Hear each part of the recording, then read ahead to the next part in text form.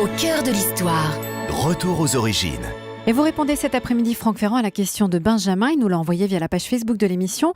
Benjamin aimerait savoir d'où viennent les colorants naturels, mais aussi synthétiques. Alors, vous savez que les colorants sont aussi vieux que le monde, en tout cas les pigments.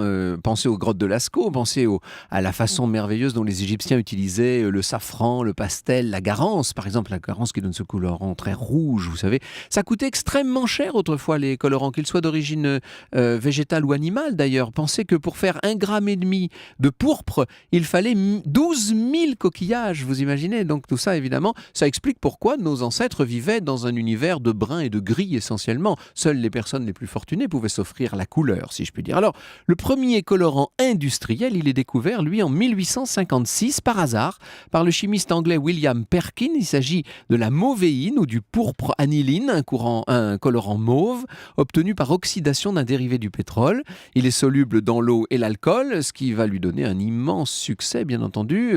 Ça va notamment révolutionner l'industrie de la soie, par exemple. Et puis, les chercheurs vont très vite se mettre à créer d'autres colorants de synthèse. Par exemple, le français Verguin va effectuer la synthèse de la fuchsine, du rouge magenta. On va aussi faire la synthèse de colorants naturels comme la lysarine, le principe colorant de la garance, etc. Et peu à peu, nous allons nous mettre, mais quand je dis peu à peu, c'est tard, c'est dans les années 1880, 1890, on va voir la couleur peu à peu envahir le monde. Et alors aujourd'hui, j'ose même plus en parler.